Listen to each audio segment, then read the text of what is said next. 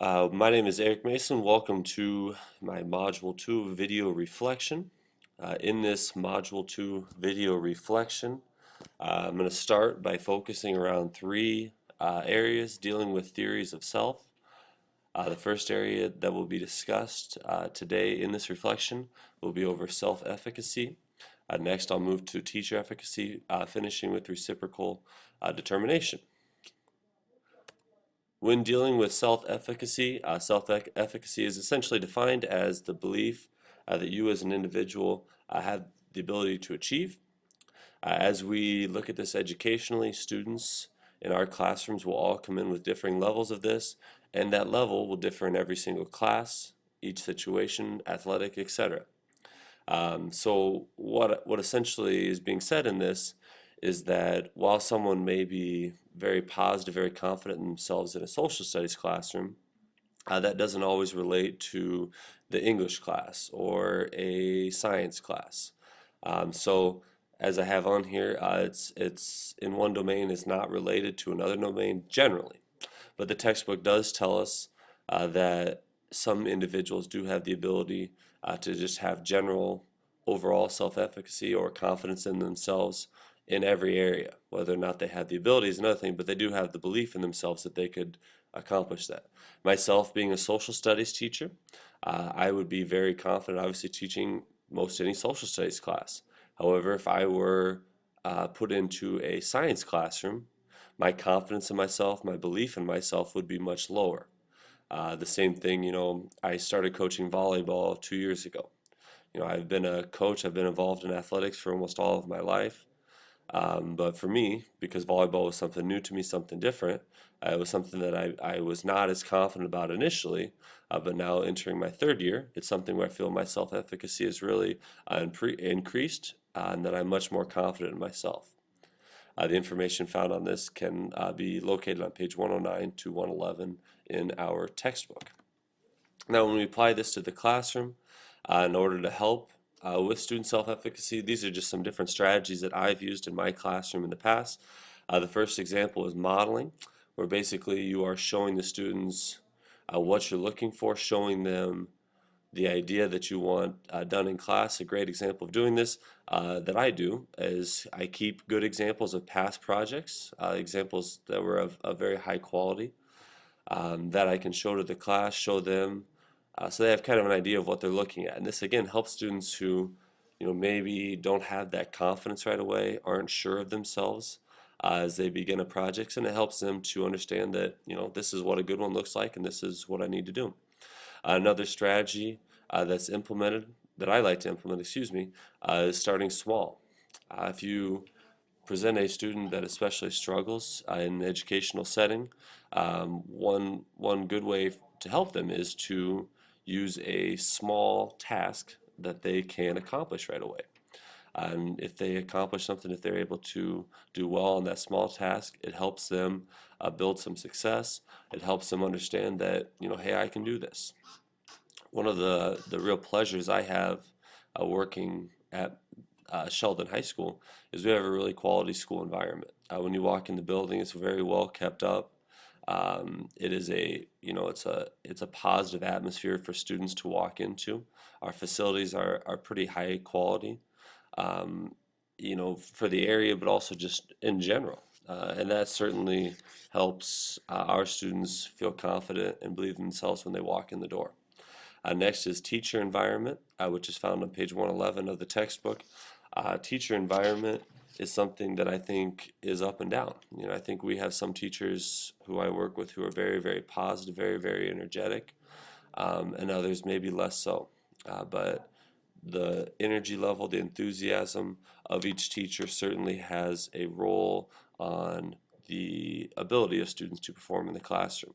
I know the more confident I am in a subject and in a lecture that we're going over, the more confident my students will be, because that confidence that I have, that energy I have, is very likely to pass forward to them.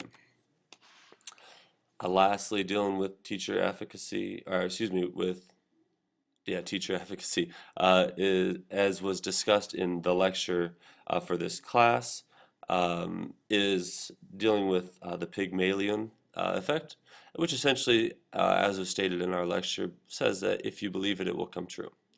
And what was done was teachers were told the students could achieve, um, that they had certain students that were very, very talented, very, very gifted. This led teachers then to ask higher level questions, which led to very significantly higher results from those students who were supposedly higher achieving. And what this led me to believe more than anything, or led me to question more than anything, is do I do something like this without knowing it? Um, as a high school teacher, we have some knowledge of students before they enter our classroom, whether those are positive images or negative images of our students. We have a belief of what they're capable of achieving. And this makes me question, do I set lower standards, set lower goals for students who I maybe don't expect as much out of, or who I don't know as much about their abilities? And so what this leads me to really focus on moving forward is not limiting what I'm expecting, not limiting my expectations for anyone based on what I know about them in the past, and holding those same high expectations, challenging all my students no matter their ability level when they enter my classroom. And I look forward to seeing, if I can accomplish more positive results with those type of students, with that challenge that I hope to initiate towards them in the future. Lastly, from the first question is reciprocal determination. As the textbook discussed reciprocal determination, there's three different aspects of it. Personal, which essentially is your beliefs and attitudes that affect your learning. Behavioral, which is a response from a given situation. And finally, environmental, which are roles played by parents, teachers, and peers. And this can be found on pages 107 to 108 in the textbook. Now, moving to question 2, which dealt primarily with problem solving and creativity. These are areas that I think that our current social studies curriculum does a really nice job of addressing. I think problem solving and creativity are big parts of what we do in the classroom already. So what I want to begin with here are some examples that we're currently using in class. I teach primarily U.S. history and world history. And there are two social studies teachers at our high school, so we've kind of developed these curriculums together. In U.S. history, one of the examples that we do that teaches problem solving and creativity is through the writing of a paper over the Civil War. And essentially the question that we ask of them in that paper is, why did the South secede from the Union and start the Civil War? So students are forced to problem solve by viewing the problem of why did the Civil War start, why did the South leave, and then what we ask them to do afterwards is to discuss the situation of, could it have been avoided? Another example of problem solving creativity in the classroom is a project we do over Vietnam. I've come up with a list of 6 questions. I'm not going to go through all 6 of those, but essentially it's, why did we fight in Vietnam, the United States that is, and why did the U.S. lose the war in Vietnam, or why did they not win the war in Vietnam?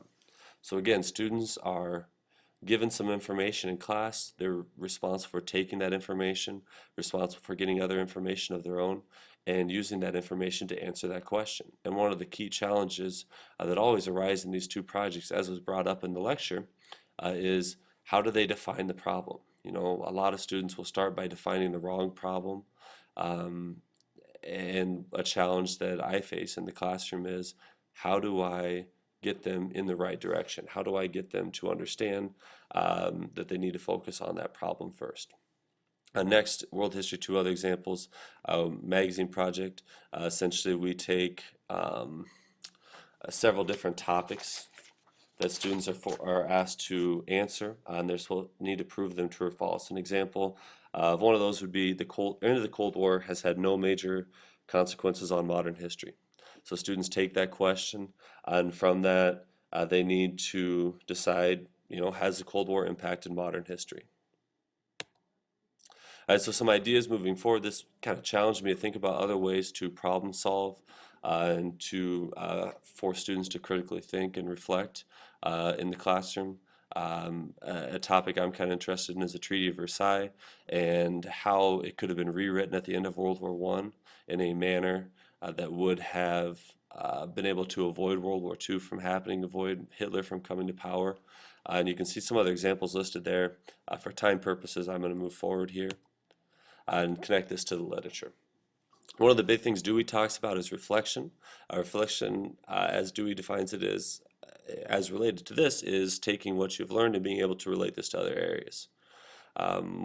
What we see with problem solving oftentimes is that it doesn't always lead directly to reflection. Students many times will solve a problem, but not take that next step to reflect back on it. So what we have to do as educators is show students how to reflect on what they've done and how to show that learning uh, is a part of or how reflection can be taken from that learning and applied to further enhance what they have actually learned, which is defined by Dewey on pages 1 and 2 of that added literature.